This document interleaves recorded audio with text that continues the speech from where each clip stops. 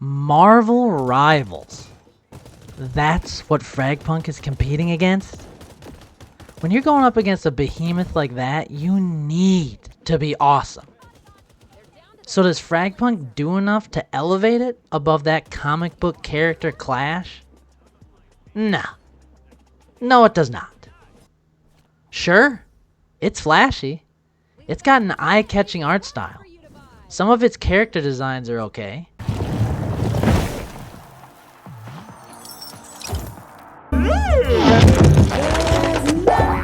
But any of that cool art style you were hoping for, it's only surface level. It doesn't actually spread its way through the entire game. So it ends up feeling like more of a paint job over a janky rust bucket instead of that new hotness you were hoping for. The cards. The star of the show. Besides the wacky neon colors, the playing cards integrated in the gameplay were the big selling point that set this apart from other hero shooters. It is cool. It does add an additional dimension to the well-tread hero shooter format. But I wanted more from it. You collect a bunch of these shard cards, but you never reach a point where you can create your own deck to take into a match. The only time I ever interacted with the cards was between rounds. You have 3 randomly selected cards to choose from that you and your teammates can assign points to. If you all distribute your points in the right way, you activate those cards and enable the abilities of said cards for that round. Things like the big head mode we've all seen in the trailers, or you slowly gain health outside of combat, or you can even summon some little flaming lion dog thing to follow you around and attack people, I think? I thought the cards were deployable mid-match, that you could choose what card and when to use it for your own benefit. At least, that's what the trailers led me to believe. So I can't help but feel a bit disappointed by the big selling point of this game. It's more generic than I would have preferred. As for the rest of the game, the gunplay is alright. Most of the guns felt okay. I was hoping to have some really crazy ass gun attachments or abilities or something. I was hoping they'd really lean into the crazy and make some creative gun types. But not so much. It's more machine gun this and shotgun that. I also had a problem with the movement. It just didn't feel good. And in a game like this, movement needs to be very fluid. It's not. And I had a hell of a time trying to mantle or climb up ledges. It either didn't work, I'd fall, or I had to mash the spacebar until something finally happened. Each hero you pick does have their own unique abilities. One character has a giant rocket launcher you can use a few times, another one has a railgun. There are electricity traps, healing grenades, barriers you can generate and hide behind, things like that. You can use all these characters and abilities across several game modes. Of course, there's the old reliable of free-for-all and team deathmatch. And there's a melee-only mode, so people are just running around frantically trying to shank each other. I was surprisingly okay at that mode for some reason.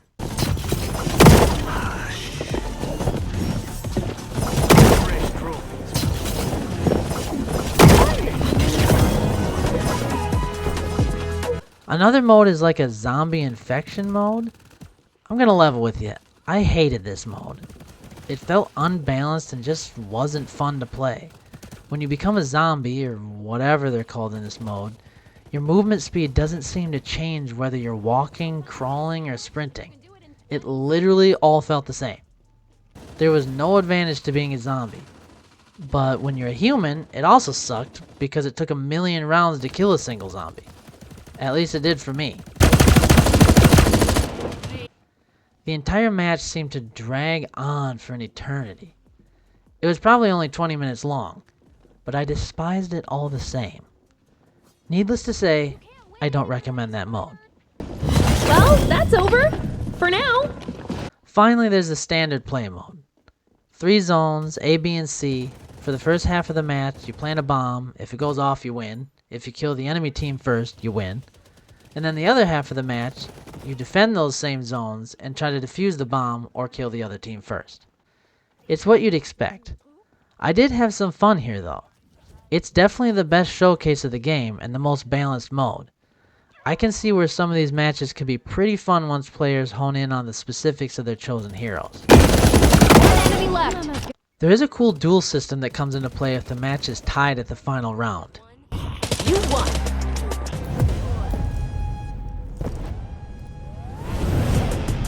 Who wants to duel first? Each team member pairs off with a member of the opposing team, and they have to face each other in a 1v1 gulag-style fight until there's a winner. It was actually pretty interesting. I actually managed to not completely fuck it up when it came down to me to win it for my team in one of the matches I played.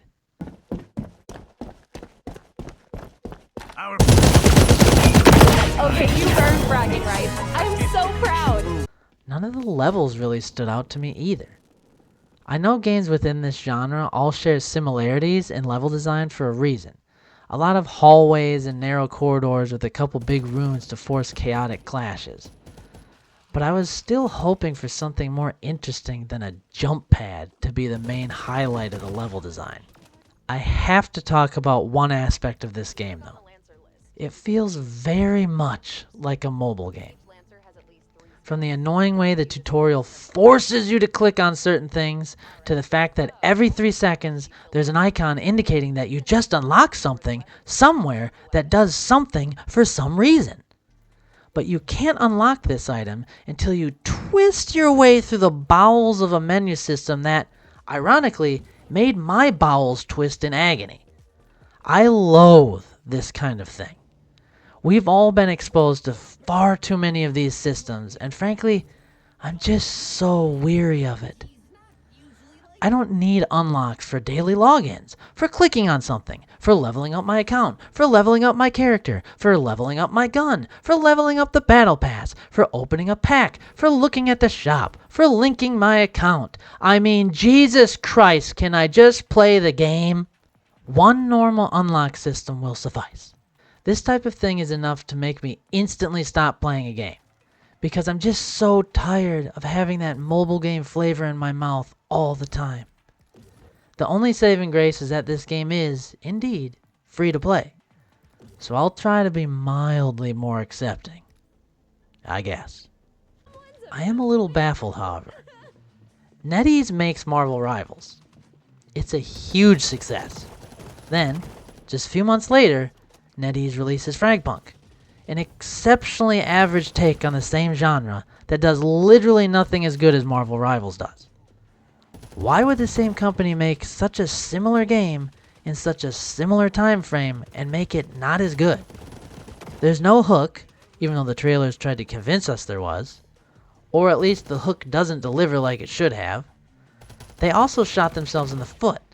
Right at launch, they announced that the game is having issues on console, so the console release is delayed until they can sort it out.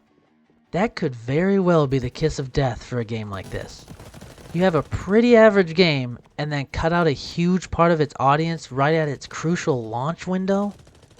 Hopefully we won't have another Concord situation on our hands. Fragpunk isn't a bad game, but it's not special either. It could have been cool. There's a unique art style here that isn't used to its fullest, a cool card collection system that isn't fleshed out enough, and a universe teased that has no depth. When a game comes out in a bloated genre with other better options, it's gotta deliver.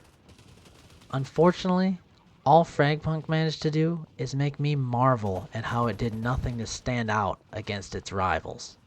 Jaguar's not my real name, but no one could pronounce that, so they used the name of the monster that ate my family.